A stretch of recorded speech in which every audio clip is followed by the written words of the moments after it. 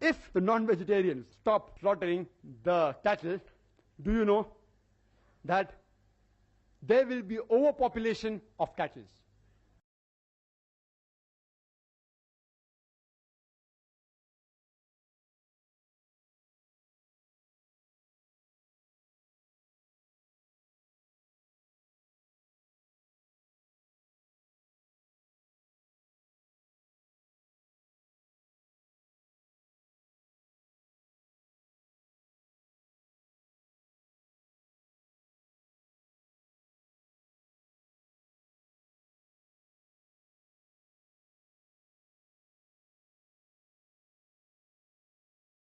पीछे ग्रामीणों का काफिला और आगे लगभग 500 गायें चल रही थी। पूरा का पूरा गांव एक साथ सड़कों पर आ गया था। ये विदिशा में बस स्टैंड तहसील रोड पर एसडीएम कार्यालय पहुंचे थे। गायों को इकट्ठा करते हुए एक अनोखा प्रदर्शन हो रहा था। गायों को जैसे ही तहसील प्रांगण में प्रवेश कराने लगे, तभी चौकीदार ने गेट को बंद करने का प्रयास किया, लेकिन किसान इतने आक्रोशित थे कि गेट को खोलकर मवेशियों को अंदर कर दिया और जमकर नारेबाजी करने लगे। किसानों का आरोप था कि आवारा मवेशी हमारे खेतों की फसल खराब करते हैं। हम अगर भगाते हैं तो हमारे पड़ोसी के खेत में पहुंच जाते हैं। हम लोग आए दिन इसी बात को लेकर पड़ोसी किसानों से विवाद की स्थिति बन जाती है कि मवेशी तूने मेरी खेत की और क्यों भगाए। काम नहीं है, प्रशासन उसको बिल्कुल मतलब जो गौर नहीं कर रही उस पर। और गाय से किसान के लिए बहुत भारी परेशानी है। किसानों की फसलें चौपट कर रही है ये गाय। और अगर किसी मतलब ट्रक वाले से गाय को चोट लग जाए तो उसके लिए मतलब जो ट्रक वालों को लूटते हैं। मुसलमान भाई तो बेचारे हाथ नहीं लगा पा रहे हैं। उनको तो इतना डर है, गाय से हाथ नहीं लगा पा रहे हैं, उसको भगा नहीं पा रहे हैं। आप गौशाला न ले जाने गौशाला नहीं ले जाएंगे तो हम गाय को यहीं खड़ी रखेंगे और हम भी यहीं करेंगे, यहीं चक्का जाम करेंगे। अस्पताल पे बैठ जाएंगे। कहाँ से लाए आप घेर के इनको? हम जो घेर के लाए गाँव से और शहर से और हमारे खेतों से। गाय द्वारा जो खेतों में समस्या उत्पन्न हो रही है उसके संबंधित है। इस पर हम गंभीरता से विचार करेंगे और सीईओ और सीएमओ के साथ बैठक करके इनका निराकरण शीघ्र करने का प्रयास करेंगे। अभी जो उन्होंने अंदर कर दी गाय, अभी तक कब तक रहेंगी? इन्हें क्या गौशाला से भेज दी जाएगी? सीएमओ साहब को निर्देशित किया है कि इनका की व्यवस्था करें और वो अभी उनसे संपर्क करके व्यवस्था कराएंगे, शीघ्र व्यवस्था करेंगे। एक तरफ नेता लोग इस गाय के नाम पर रोटियां सेकते फिर रहे हैं, दूसरी तरफ यही गाय किसानों के लिए जी का जंजाल बनी है। लेकिन कमाल की बात तो ये है, गाय हादसों का शिकार हो रही हैं, लेकिन कोई भी खबर लेने वाला नहीं है और सियासत के इन्हीं नाम पर नफरत फैला रही है। Then I tell that the vegetarians, they should thank the non-vegetarians. You know why? Because if we would not have slaughtered the animal for food, it would have lived for another 5 to 10 years. And in that time, you would have had the vegetables of 7 to 8 people for a few years.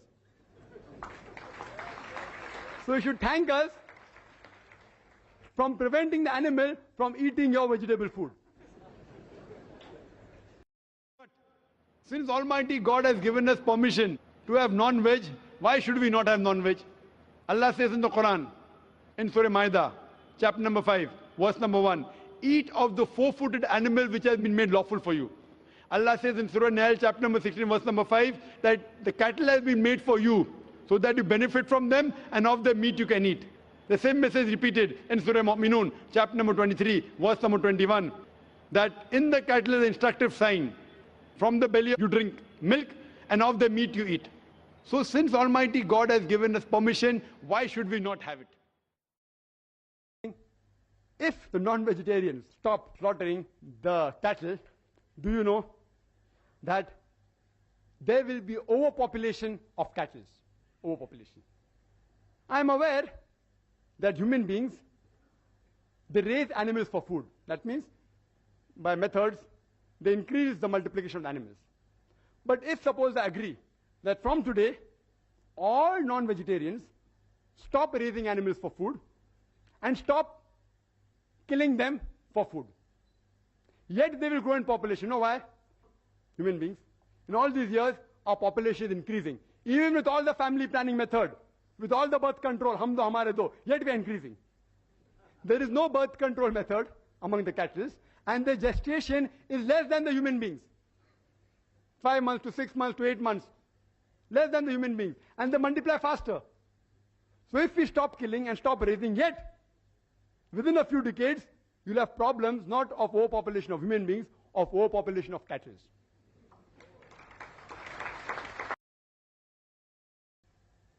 He said we should not worry about the cattle, nature will take care. It is you all who are so much worrying. We aren't worrying. Nature made them in such a way that the moment you kill them, they will again come.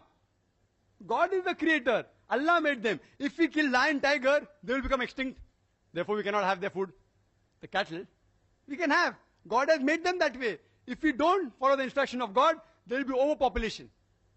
And regarding cutting of plants, what he said, people say that if we have plants, the mother is yet alive. So in that way, the offspring of the cow, of the goat, the calves, that means can we cut them? Yes. The mother is yet alive. The cow is yet alive. And when the offspring becomes a mother, you can also kill the mother. So even if I agree with this logic, the plant survives. In the animals, more lives are surviving than the plants, if I agree with this logic. Furthermore, I said that best is prevention is better than cure. I agree with Dr. Onish when he says that vegetarian diet is helpful for certain diseases. Even I advise that. Where I said no. But the topic is not which food is healthier, but making a statement, it is banned for human beings. I challenge any authentic medical book. I'm a doctor, not books, whether given by Russia Foundation or Indian Vegetarian Congress, whatever it is. These books are stating things which are unfound, ill-tested, unproved. There is the Islamic method of prevention better than cure, which will answer most of your questions. The Islamic method is there of prevention better than cure. When we slaughter the animal, we do the zabiha. We cut the throat and the windpipe and the vessels of the neck without damaging the spinal cord. Otherwise, the nerve going to the heart may get severed, there may be cardiac arrest. When the spinal cord is not damaged and the vessels of the neck are slit open along with the throat and the windpipe, the heart is pumping, most of the blood flows out of the body. Blood is a very good media of germ and bacteria. If you slaughter the animal in this way, most of the disease transmitted by blood, many which you named, can be eliminated, can be prevented. The meat remains fresh for a longer time if it's slaughtered with the Islamic method. And people say, oh, it's so merciless. You all are so mercilessly killing, it dies of pain. When we slaughter in the Islamic method, when we cut the blood vessels of the neck, the blood supply going to the nerve, which is responsible for pain, is severed. So the animal does not feel pain. The animal kicks and writhers. You know why? Due to the gush of flow. The animal doesn't feel pain. It is contracting and relaxing because there's lack of blood in that part of the body. The animal does not die of pain. It dies a painless death. Painless. Painless. We eliminate most of the disease transmitted by blood.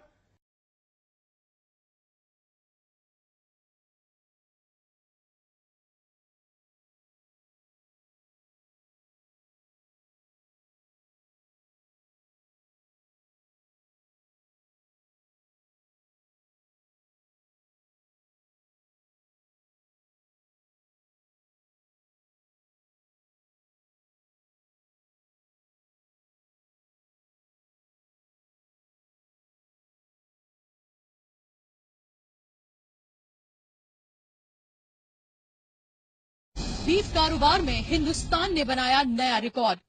Beef export में बना number 1। 70 साल में नहीं बना ये record. Modi हुकूमत में beef export हुआ दुगना। सालाना कारोबार 27,000 करोड़। 71% आबादी खाती है गोश्त, मुस्लिम आबादी सिर्फ 14%। जी हां, हिंदुस्तान बीफ एक्सपोर्ट में दुनिया का लीडर बन गया है। 70 साल में पहली बार बीफ एक्सपोर्ट में दुनिया में पहले नंबर पर पहुंच गया है। इस साल हिंदुस्तान ने बीफ एक्सपोर्ट में 27,000 करोड़ का कारोबार किया है। एक सर्वे के मुताबिक भारत में करीब 71% आबादी ऐसे लोगों की है जो खाने में गोश्त का इस्तेमाल करते हैं और हिंदुस्तान में मुस्लिम आबादी सिर्फ 14% है।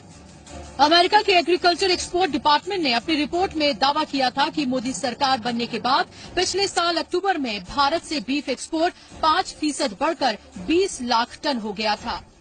हिंदुस्तान बीफ के कारोबार में नंबर 1 पर पहुंचने की जहां हम लोगों को बहुत खुशी है, तो वहीं बड़ा ताज्जुब की बात है कि ये कैसा नंबर 1 है? दोहरी शक्लें जो हैं, डबल स्टैंडर्ड्स जो हैं उनके, विदेश में नंबर 1 और देश में उसके नाम पर हत्या, ये थोड़ी सी ठीक नहीं लगती। तो मुझे लगता है जिस चीज के लिए हमें पूरी दुनिया में जाना जा रहा है, कहा जा रहा है कि नंबर 1 पे है, उसके नाम पर देश में कत्ल नहीं होने चाहिए। बीफ कारोबार का नाम आते ही ये सोच लिया जाता है कि इसका सीधा फायदा मुसलमानों को हो रहा होगा और इससे जुड़े तमाम बड़े कारोबारी मुसलमान ही होंगे। तो आइए पहले आपकी इस गलतफहमी को दूर किए देते हैं और आपको बताते हैं कि हिंदुस्तान के टॉप बीफ कारोबारी कौन हैं। अल कबीर एक्सपोर्ट, जिसके मालिक हैं सतीश और अतुल साबरवाल। दूसरी कंपनी है अरेबियन एक्सपोर्ट प्राइवेट लिमिटेड और इसके मालिक हैं Sunil Kapoor. MRK frozen food export private limited, इसके मालिक हैं मदन अबोट। अल नूर एक्सपोर्ट, जिसके मालिक हैं सुनील सूद। DML इंडस्ट्रीज प्राइवेट लिमिटेड और इसके मालिक हैं AS बिंद्रा।